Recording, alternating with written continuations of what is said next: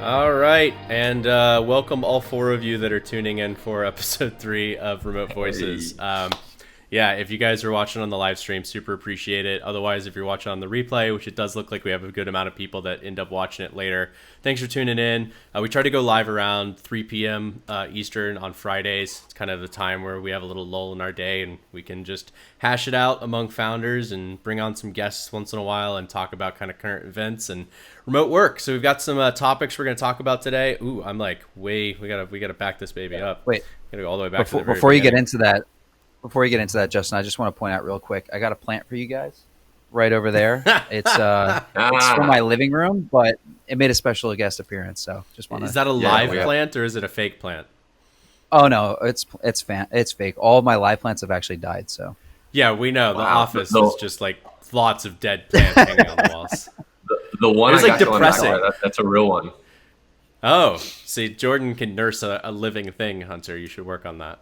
Oh, that's right. Okay, well, That's right. I'll give my kids to you then.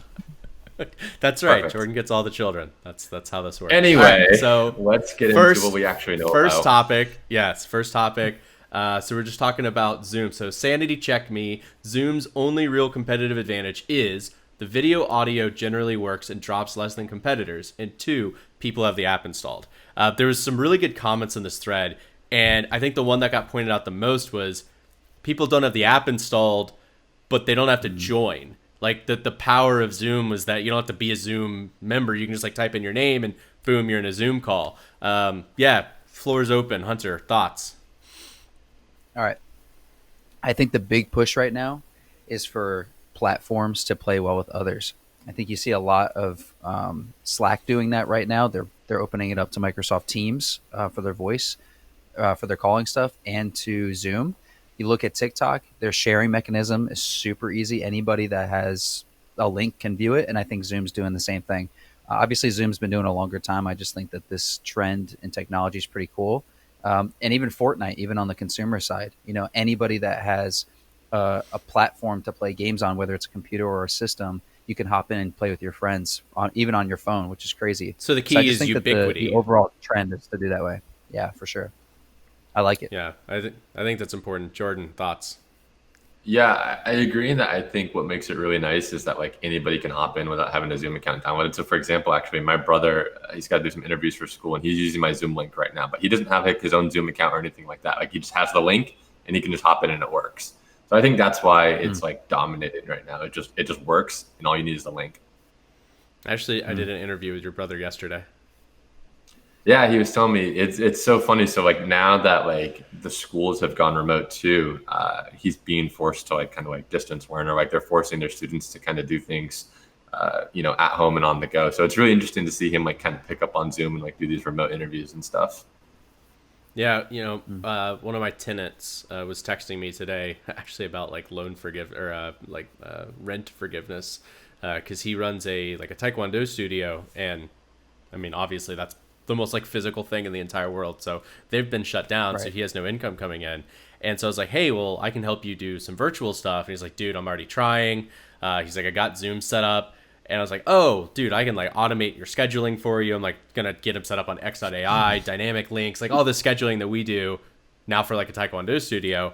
And I asked him, so like, where did you get stuck? And I'm assuming it's like, oh, well, I couldn't figure out how to run like multiple classes with the same link. Like I figured it was some scheduling thing. And he's like, oh, well, I need an external microphone, which I don't have because he has a laptop.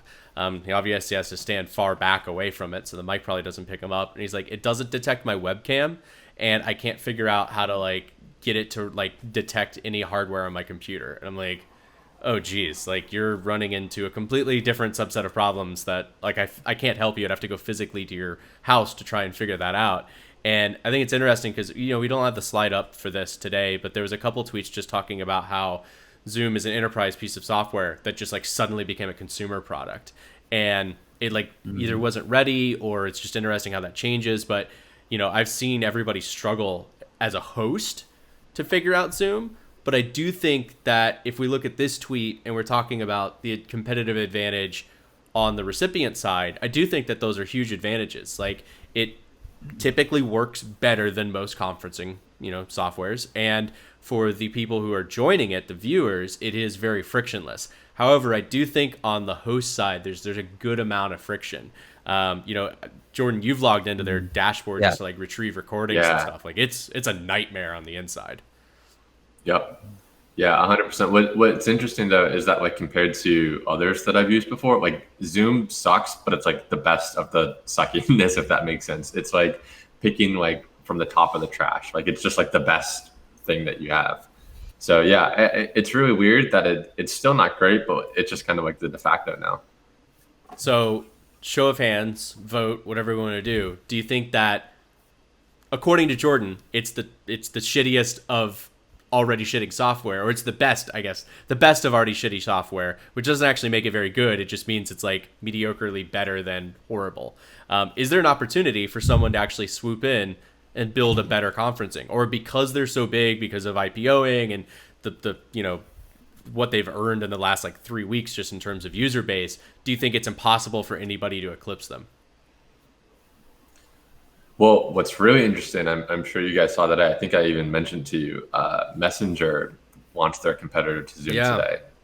So I'm real curious to see what that looks like and what ends up happening there, especially for the See, that has all the opposite of the frictionless stuff, though. Everyone would have to have a Facebook account. I'm assuming they would have to be like Facebook friends. Well, so this probably works at some level, but like I don't want to be, at least in high school, like friends with my teacher on Facebook. Well, so what I think is that in more of a consumer level platform will be better. So like I think of like my grandma, for example, right? Her trying to set up a Zoom with family and friends is just a nightmare. But if you can do that just off Facebook and just click a button and boom, it works. I see a lot of magic there. But for people like us who are doing business, I don't think it'll be great. But who knows? I could be totally wrong. Hunter, thoughts? Yeah, and Slack has already basically positioned themselves to just be working directly with Zoom. I believe when they IPO'd or very soon afterwards, they had in Times Square they had billboards.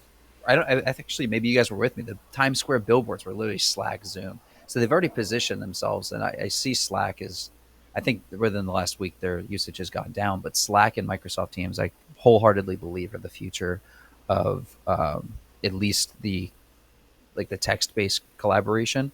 And if that's going to be true, I think that Zoom or Microsoft Teams are going to be leading the charge. I think that it's going to be impossible for people like Hangouts to stay around for too much longer if these integrations are in place. Well, I find it really interesting that Slack integrated with Microsoft Teams like this week. I got off that call today and I told you guys that that investor had said that he had talked to Slack and that Slack knew about us and was talking about us, but they viewed us as a competitor, so they weren't really paying attention because they thought that we were kind of positioning ourselves as an alternative to Slack. But I definitely view Microsoft Teams as an alternative to Slack. Like I can't imagine us using both internally. So I find it really interesting that they're kind of like sleeping with the devil in that scenario. It definitely seems like they've invited a competitor to definitely partner with them, and I don't understand. I don't understand the allure. Like, if you've already got Teams set up and now you can integrate it with Slack, at some point, wouldn't you just end up dropping Slack altogether? Well, there's teams like CBS that actually use both. They use Slack and Microsoft Teams. Yeah, but that's like a skunkworks operation, right?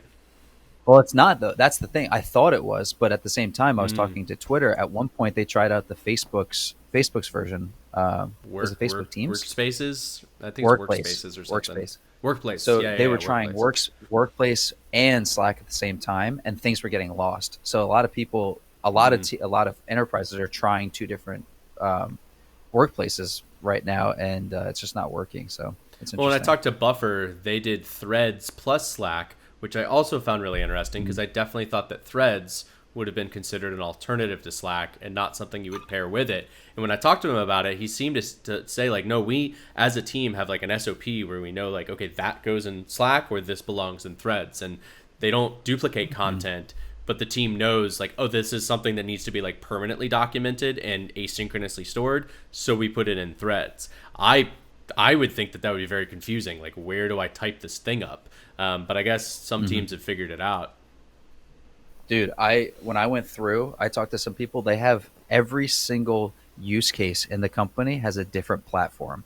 Like you want to talk directly to your Wow. product manager, it's through iMessage. If you want to have a company broadcast, you do it through email. You want to send something to your engineer, you do it through Slack. It's like there's like, by the time we got done, he's like, yeah, well, we just tried to use Slack mostly. I was like, you realize you use 8 different tools every single day. He's like, well, yeah. And then Yeah. sometimes we use Twitter DMs, but that's like more for social. I'm like, this is insane. So to me, it's just like there's so many different use cases. Somebody, I mean, I don't know if it's going to be Slack or Zoom, but somebody is going to have to start consolidating because even Well, yeah, I Slack mean, that's saying to your we can't point handle why video. integrations are the key, right? Like these things Yeah. playing with each other, because it's clear that people are using multiple, having the ability to play with each other is key. I mean, I think that's why we've stuck on Slack for so long, is the integrations are bomb.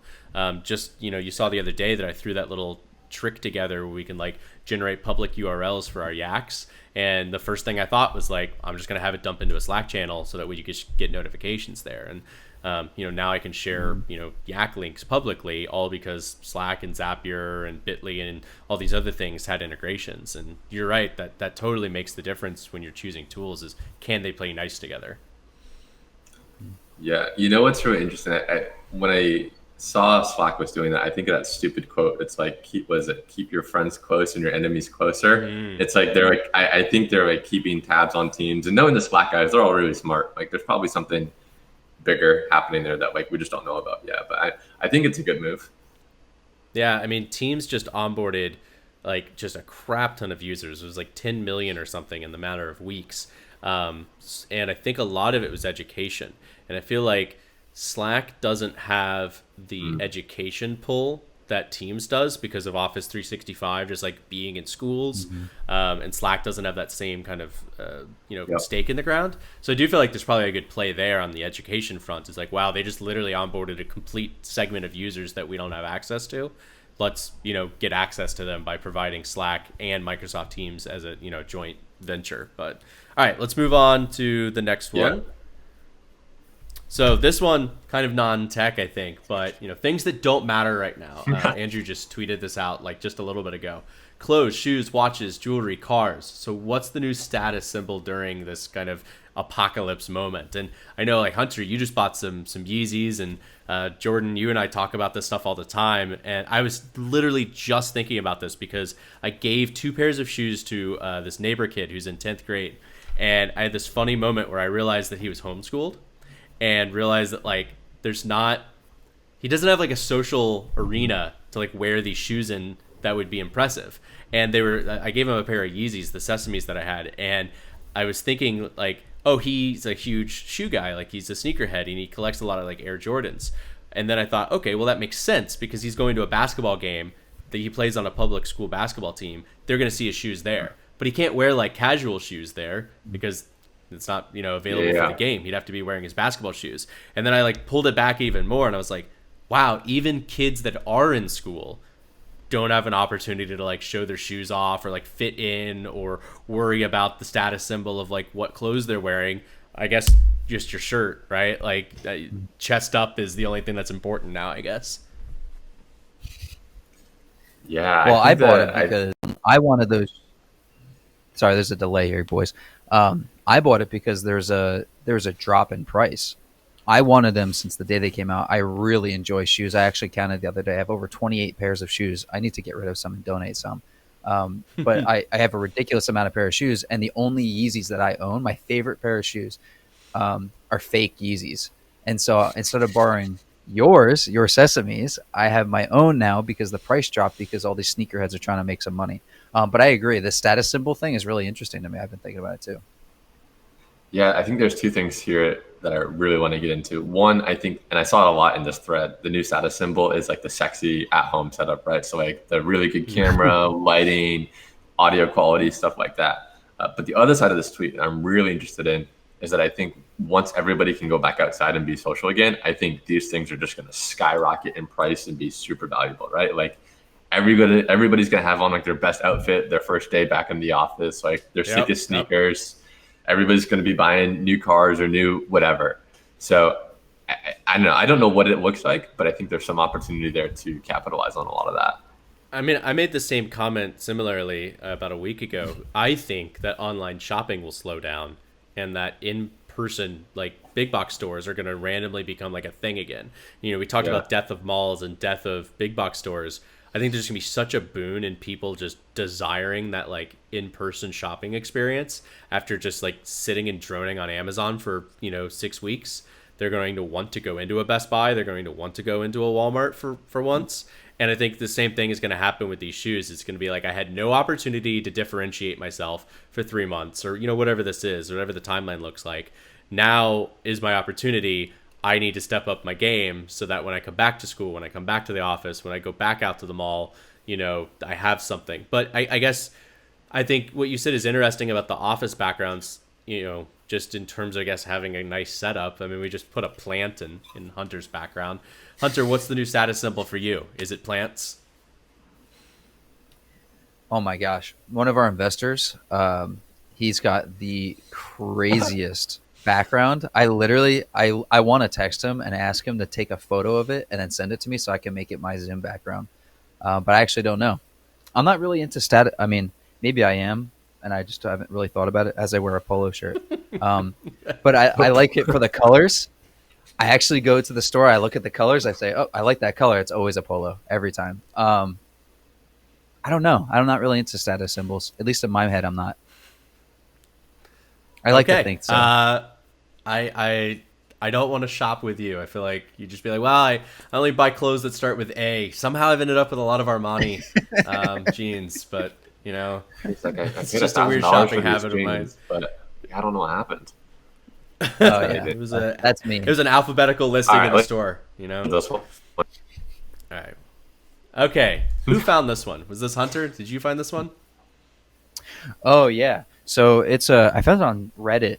People talking about being stuck on purpose. It's a few days old now, but the thread was interesting. But basically, it's just like people that are getting stuck in countries on purpose. What's the best place to be stuck?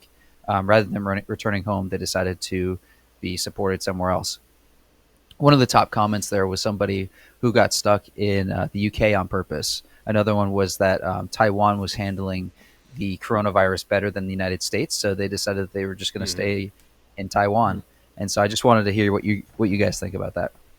I mean, I have my friends that are stuck in India right now. And the thing in India is that they gave everyone 4 hours notice before they did the lockdown. So they're in an Airbnb, they can't get home, their flights were canceled, and they're basically running out of food. And that's crazy to me. She was actually in Thailand right before that, ironically, and said that the healthcare system, because they wiped out on a scooter and she broke her femur, and oh my God. Yeah, it's not great. So she was in the hospital for a long time, and she said the medical system in Thailand was amazing. And I don't know, I guess I have a very ethnocentric view sometimes, and I'm like, USA, amazing healthcare system.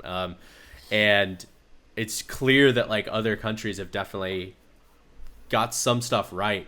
And I was surprised to hear from her that Thailand had such an amazing healthcare system for her. So I can see Thailand being, well, I don't know that the UK has a much better healthcare situation than we do. I don't know. I would not want to be stuck anywhere besides my home. But I think that's mostly because that's a comfort thing. I feel comfortable in my bed. I wouldn't want to be in, I don't know, a hotel or an Airbnb or something. I don't know. Jordan, what do you think? I mean, I think it's largely subjective to who you know and kind of your situation abroad. So actually, Hunter and I were live last night, and one of our friends said he's currently stuck in Mexico. But I know he doesn't really have any family or friends in Mexico. He got stuck there for work, and I know he's hating it, right? He doesn't know anybody there. So I think if you go abroad with a plan and you know somebody, I think that's great. But if you are trying to intentionally get stuck or just get stuck and you don't know anybody, I think it's just subjective on who you know there and kind of your setup. I mean, in some places your visa might actually expire. So yeah, and the UK, the guy who was from the UK, he specifically said that his visa was he had extended or something, and he didn't have a place to live in the United States. So it actually just was sort of convenient for him to just get stuck on purpose in the UK. So now he not permanently, but he's temporarily living there instead of coming home, which is, and he says it's safer there right now. The cases are declining versus the United States where they're increasing. So it was just interesting. Interesting. All right, next, what do we got? Oh, all right. Jordan, you can just go ahead and kick this one off because I feel like you have the most experience with it. Yeah, so I'll read it for everybody who's just listening. So the Paycheck Protection Program for small business is a giant fireball of clusterfuck so far. So that's cool. Chase and Wells Fargo haven't made the application available, and Bank of America is declining applicants who don't have a credit card or have ever taken a loan out with them. So, as you guys know, I've been handling this mostly for us, and it's just insane to see how this has been kind of unpacked and unfolded, especially for businesses like who really need it. I know we've talked to a lot of people who are like, man, I don't know how I'm going to survive over the next couple of months. I don't know what we're going to do. And a lot of these people have, use some of the larger banks, and the larger banks aren't really helping out here. Like Chase and Wells Fargo basically just said, yep, we're not accepting people at this time. And people are like, so like, can I get a loan, or like, what's kind of the status? Like, what's going on? And they're just like kind of in the dark. So yeah, I mean, even for us, me dealing with it for us, it's been crazy. Yeah, I don't know. What do you guys think? So basically, the issue here is a lot of startups use these bigger banks, and these bigger banks aren't participating as needed, and everybody's kind of pissed about it. I mean, it's always blown my mind the quality of banking software and government software. It's always bad. Like, it's terrible. I mean, we've been going through like just every tax portal. Jordan, because we had to register all this stuff for new developer in California, new designer in Mississippi. Like, tax portals are just like the worst thing ever made. So you already have like one of the worst industry standards for software. And then you combine that with what arguably is another horrible industry standard, banking software. I remember when I was at PNC Bank for Jay Mitch back in the day for my consulting company. And every night at 3 a.m., they would zero out your account. So it would show zero balance. So, I'm working late at night. We had our offshore team then, and I would go like see how much money we had, and I would log in, and it would just say $0.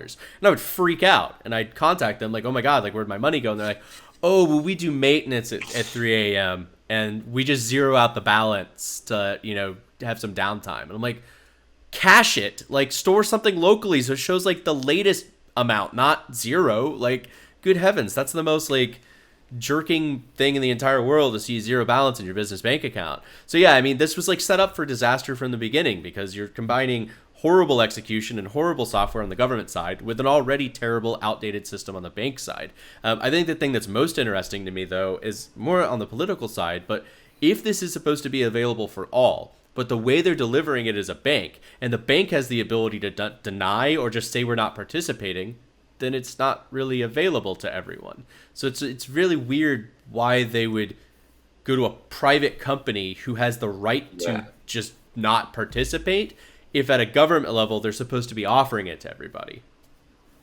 Yeah, I don't understand it either. It's just so backward.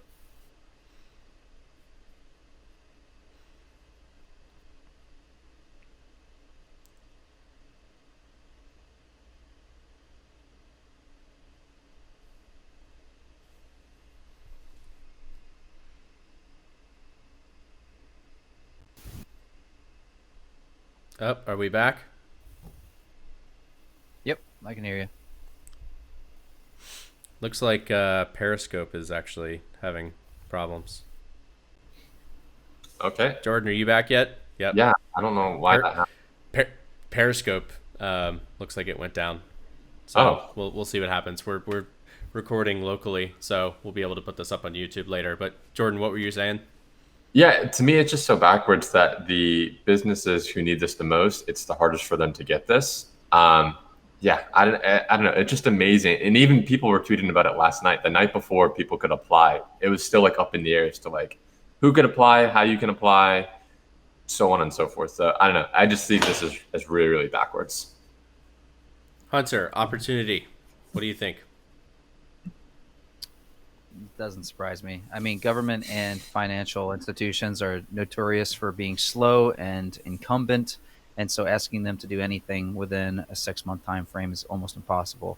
I just imagine the DMV trying to get a web page out within a week, and Yeah. yep, that's what I'm simile. imagining is happening right now.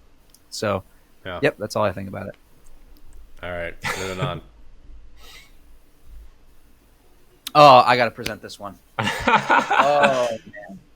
He's I so can feel the excited. heat coming off my screen. So I did a little research right before this, and I was just very curious what the difference in comparing a bidet to working from home. And what do you know? Look at that. Over the last 12 months, it's a perfect correlation. What do you guys think? I mean, I ordered a bidet because No, you I did didn't want to not. deal with. I did. It's actually. You didn't know this? Oh, it's with It's, you. You're using it it's right actually- now. It's right here. Did you look at that? Yeah, brought a sitting in the bidet tub into the this whole stream time. today. Yeah, I've been. Justin has spouting. no pants on. He's just been sitting there. Yeah, I using mean, it. you can't. Status symbol. Pants are not a status symbol anymore.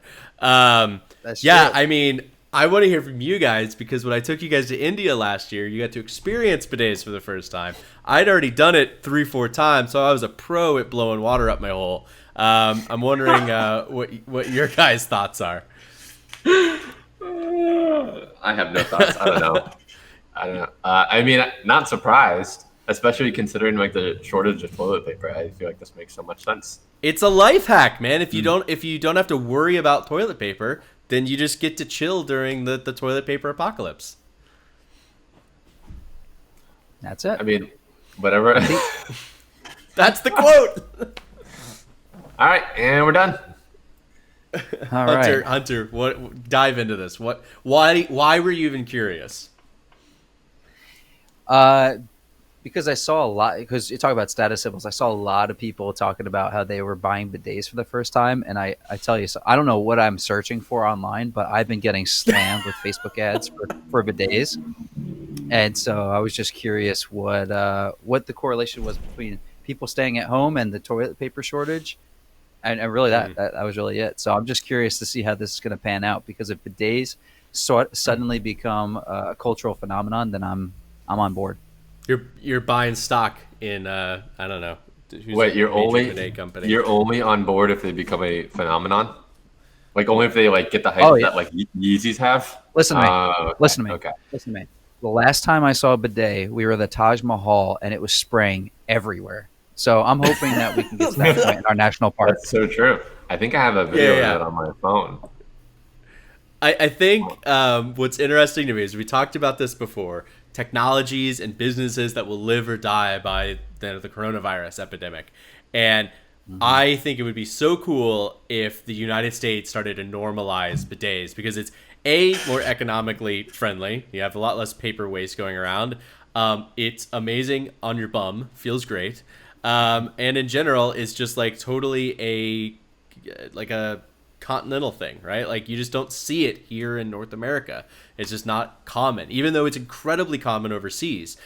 Europe, Asia, tons of markets have bidets. It's just not here in the US, and I don't think in Canada either, so I'm going to say North America as a whole. But it'll be so interesting if this just market explodes simply because of a shortage caused by like stupid panic buying, which, as far as I understand from the actual internet conspiracy theories of this all, the panic buying actually started as like a joke on Reddit. Like someone started posting about it as like a funny thing, and then people started to take it seriously, and then everyone started panic buying. Like there wasn't actually a shortage or any type of like fear around toilet paper. Someone caused it by making a joke online.